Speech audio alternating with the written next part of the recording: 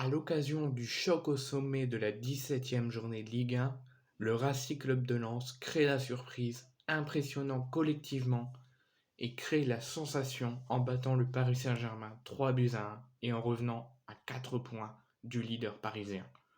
Porté par un Luis Openda buteur et passeur, comme je viens de dire, les 100 et or reviennent ainsi à 4 points du club de la capitale. Pour la dernière rencontre du jour, donc hier, comptant pour la 17e journée de Ligue 1, le Paris Saint-Germain, leader invaincu, se déplaçait dans le nord de la France pour affronter son dauphin, le Racing Club de Lens. Un choc de haut de tableau très attendu dès ce 1er janvier entre le premier et le deuxième de notre championnat. Et la rencontre tenait d'ailleurs toutes ses promesses. Seulement 5 minutes après le coup d'envoi, les deux équipes avaient déjà marqué un but chacune. Lens concrétisé sur la première situation Sean au terme d'un très beau mouvement collectif. Oublié au second poteau, Massadio Haidara remissait tout seul, sans contrôle, un centre de Florian Zotoka que Gianluigi Donnarumma repoussait tant bien que mal sur Frankowski et le Polonais pouvait conclure tranquillement dans le but vide. 5 minutes de jeu, 1-0 pour le Racing Club de Lens. Les Parisiens reproduisaient presque à l'identique la même action pour égaliser dans la foulée. Nordi Mukiele, excentré, parvenait à remiser après un renversement de jeu de Carlos Soler. À la lutte avec Brice Samba, Hugo Ekitike reprenait le cuir en faisant peut-être faute sur le gardien lensois, puis concluait avec sérénité. Un but partout, déjà 2 buts inscrits au bout de 10 minutes de jeu. Alors que la rencontre perdait en intensité, Hugo Ekitike reprenait une frappe bien arrêtée mais relâchée par le portier adverse dans le petit filet. Les Lensois se montraient à nouveau dangereux par l'intermédiaire d'Alexis Claude Maurice, qui manquait son geste technique et sa volée du pied droit, pourtant terriblement seul dans la surface parisienne, après un bon centre de Florian Zotoka à la 24e minute.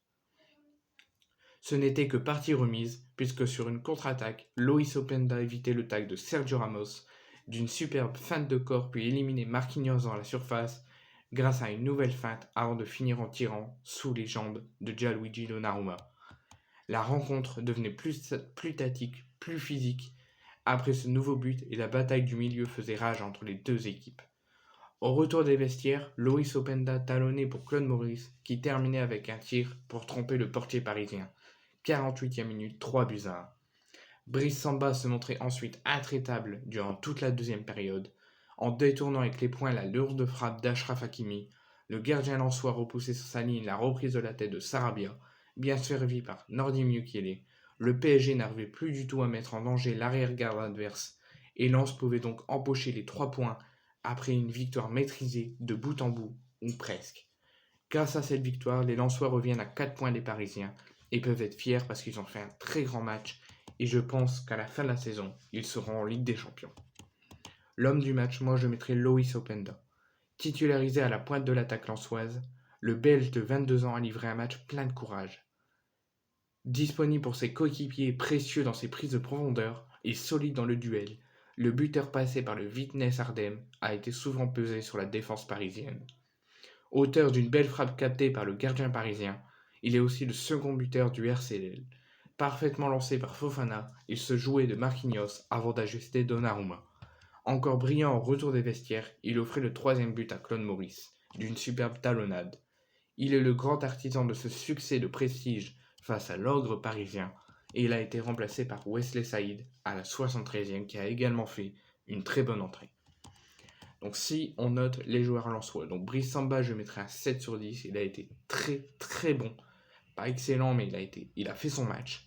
Présent dans les cages lensoises, le portier de 28 ans a vécu un premier acte frustrant. Pris par la vivacité d'Ikitike sur l'égalisation parisienne, il répondait présent sur la première frappe puissante de Mbappé, avant de s'imposer dans les airs sur un coup franc de Soler.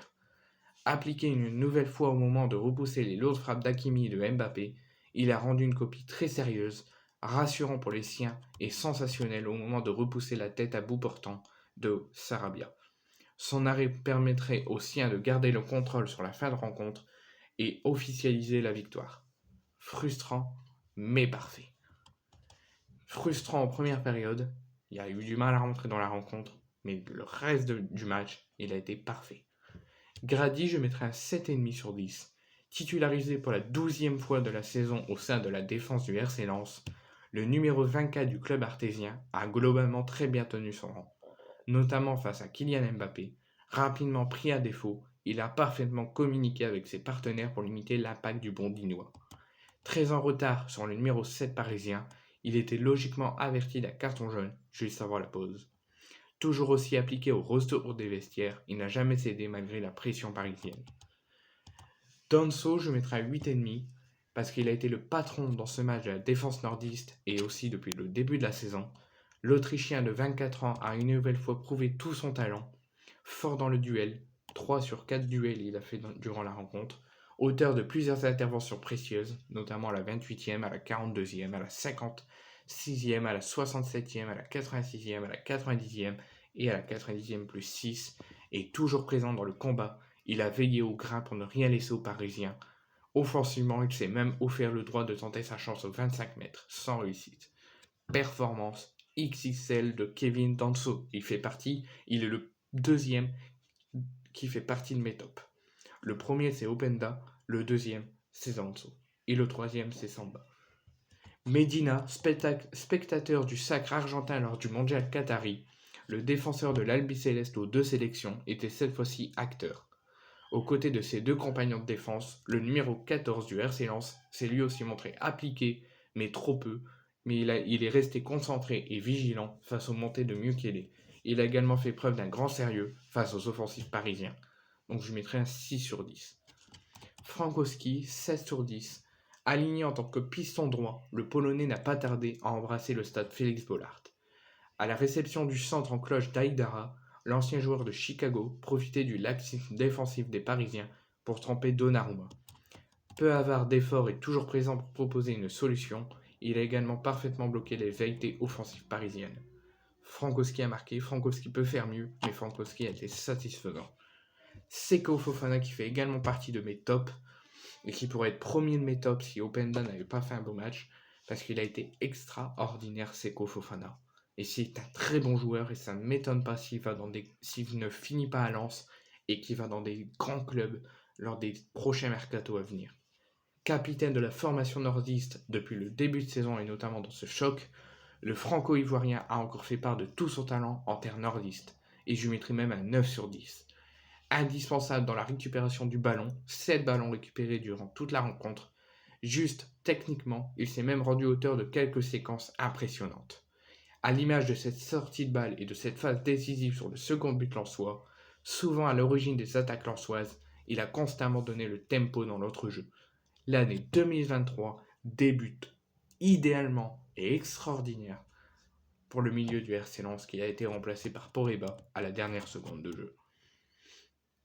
Abdoul Samed, pas un grand match, souvent à l'origine des petites tensions durant la rencontre, notamment près du COP. C'est pour ça que je mettrai un 7,5 sur 10 quand même. Homme fort de l'entrejeu lensois depuis le début de saison et lors de la première partie de saison, le Ghanéen a assuré une nouvelle fois le double pivot des 100 et or. Aux côtés du patron Fofana, le numéro 26 des Artésiens n'a pas déçu. Actif, doté d'un super volume de jeu, il a mené la guerre au milieu parisien, 10 ballons récupérés, une interception, parfois trop, mais auteur d'une grosse faute sur Mukiele et logiquement averti d'un carton jaune à la 41e. Aïdara, je l'ai trouvé exceptionnel, je lui mettrai un 8 sur 10 de même que Seko Fofana. Préféré à Diver Machado dans un rôle de piston gauche, le Malien s'est rapidement retrouvé sur le devant de la scène. Passeur décisif sur le but de Premisla ou Frankowski. Consistant sur son aile, il a souvent proposé des solutions, permettant notamment aux siens de renverser la situation et de gêner le PSG. Alexis Claude Maurice, absent à Nice, l'ancien ailier des Aiglons faisait son retour dans le 11 des 100 et or. Et c'est pour ça que je ne donnerai aucun avis là-dessus. Il était blessé, il revenait de blessure et je le note pas. Et Zotoka, en soutien d'Openda, l'ancien joueur de Grenoble, a rapidement prouvé toute son activité et sa détermination. Auteur d'une très belle percée et d'une magnifique ouverture vers Aïdara, il est le principal acteur de la passe décisive d'Aïdara et du but de Frankowski. Il a été satisfaisant, il a fait son match.